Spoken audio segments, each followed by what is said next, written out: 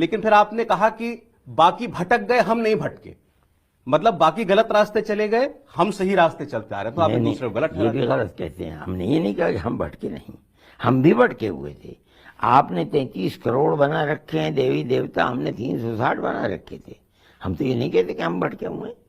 میں نے کسی کے دھرم کو برا نہیں کیا کہا. میں نے تو یہ بتایا کہ صرف وہ لوگ جو ہم کو بھٹکا ہوا کہتے ہیں کہ ہمارا اصل گھر دوسرا تھا، ہم بھٹک کر کے اسلام میں آ گئے، ہم نے اپنے پوروجوں کو چھوڑ دیا. السلام علیکم ناظرین، یہ مضمون ممبئی سے شائع ہونے والے مشہور اردو روزنامہ ممبئی اردو نیوز میں شائع ہوا ہے اور نازش ہما قاسمی صاحب کے قلم سے شائع ہوا ہے. اس مضمون میں حضرت مولانا سید ارشد مدنی صاحب کی حیات اور کارنامے دلچسپ انداز میں بیان کیے گئے ہیں. آپ ان کو مکمل ضرور سنیے. مضمون ہے: ہاں میں مولانا سید ارشد مدنی ہوں. میری پیدائش سرزمین علم و ہنر گہوارہ علم و ادب سرزمین دیوبند میں آزادی ہند سے 6 سال پہلے مجاہد آزادی ہند سرخیل علماء دیوبند اسیر مالٹا حسین احمد مدنی کے یہاں 1360 ہجری بمطابق 1941 عیسوی میں ہوئی. تعلیم کا آغاز 5 سال کی عمر میں کیا. استاذ اول مولانا قاری اصغر علی صاحب تھے. 8 سال کی عمر میں قرآن کریم حفظ کر لیا اور آسام کے باس کنڈی میں حضرت والد محترم کو پہلی محراب سنائی. عربی تعلیم کا آغاز 1955 سے ہوا. دارالعلوم دیوبند میں 1959 میں داخلہ لیا، جہاں عربی زبان میں عبور و مہارت کے لیے مولانا وحید الزما کیرانوی کے سامنے زانوئے تلمیذہ طے کیا. پھر عربی زبان میں مہارت تامہ کے لیے شیخ عبد الوہاب محمود عبد الوہاب مصری رحمت اللہ علیہ سے استفادہ کیا.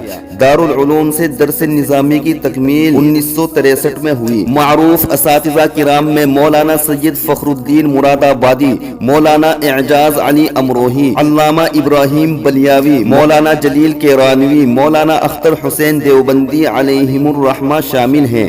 دینی علوم سے فراغت کے بعد بیعت سلوک کے منازل طے کرنے کے لیے برادر کبیر فدائے ملت حضرت مولانا اسعد مدنی کی رہنمائی حاصل کی اور قلیل عرصے میں ہی بیعت و خلافت کی اجازت سے ہمکنار ہوا. تصوف و سلوک میں مزید پختگی کے لیے مدینہ شریف تشریف لے گیا اور وہاں 14 مہینے تک مسلسل حرم نبوی صلی اللہ علیہ وسلم میں گزار کر روحانیت حاصل کی. حصول علم سے فراغت اور سلوک کے منازل طے کرنے کے بعد 1965 میں مدرسہ قاسمیہ گیا. بہار سے اپنی تدریسی زندگی کا آغاز کیا اور نونہالان ملت کو علوم نبوی کے چشمہ حکمت و معرفت سے سیراب کرنا شروع کیا. 1969 میں فخر المحدثین کے ایما و ارشاد پر جامعہ قاسمیہ شاہی مراد آباد کی منصب تدریس پر فائز ہوا.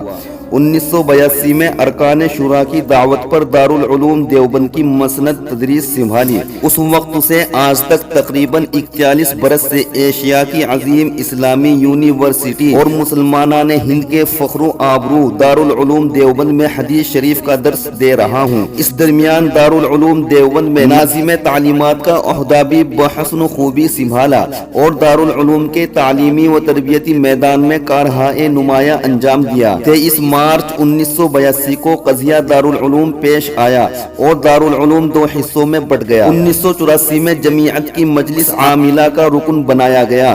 2006 میں فدائے ملت کے وصال کے بعد صدر منتخب ہوا. 2008 میں جمعیت 2 حصوں میں تقسیم ہو گئی. ایک دھڑے کے صدر قاری عثمان صاحب منصور پوری رحمت اللہ علیہ بنائے گئے اور دوسرے دھڑے کا میں رہا. قاری عثمان منصور پوری کے وصال کے بعد بھتیجے محمود مدنی صدر منتخب ہوئے. حضرت مفتی سعید پالن پوری شیخ الحدیث دارالعلوم دیوبند کے وصال کے بعد اکابرین نے مجھ پر بھروسہ و اعتماد کرتے ہوئے دارالعلوم دیوبند کے صدر المدرسین کا عہدہ تفویض کیا، جسے بحسن خوبی نبھا رہا ہوں. تعلیم و تدریس کے ساتھ ساتھ تصنیف و تالیف کا بھی شوق اکابرین علماء دیوبند سے ورثے میں ملا. कई किताबों को तख्लीक व तालीक के साथ शाये करने का सिलसिला जारी व सारी है।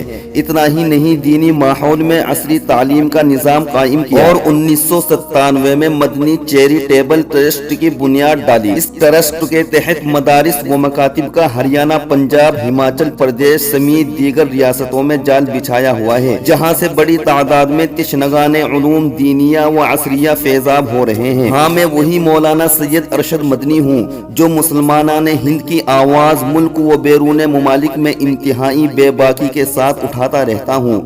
मुल्क की अक़लियतों बशमूल मुसलमानों को जमहूरी हक दिलाने के लिए हमेशा कोशा रहता हूँ। उम्र के इस पड़ाव में भी मुसलसल फिक्रमंद रहता हूँ। मुसलमानों के तहफ़्फ़ुज़ व बका के लिए हुकूमत वक्त, अरबाब इक़्तिदार, RSS लीडरान से मुलाकातें तक कर चुका हूँ। हाँ, मैं वही अरशद मदनी हूँ जिसने 12 फरवरी को दिल्ली के रामलीला मैदान में जमीयत उलमा हिंद के 24वें इजलास आम में मुसलमानाने हिंद को और सरबराहान मज़ाहिब व मसालिक से तवील खिताब करते हुए अल्लाह, ओम, आदम, मनु को एक बताया।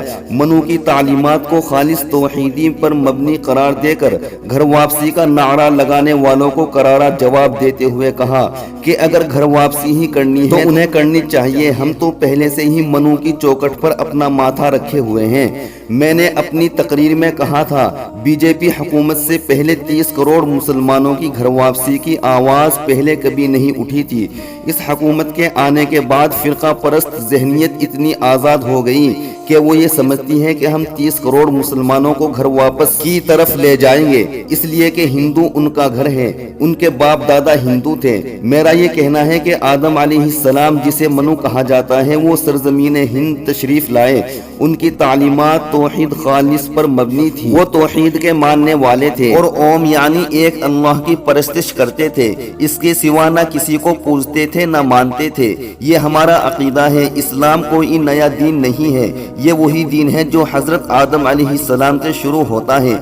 आदम से लेकर नबी आखिरुज़्ज़मा सल्लल्लाहु अलैहि वसल्लम तक दीन एक ही है और आदम अलैहिस्सलाम हमारे पूर्वज थे, आबा व अजदाद थे।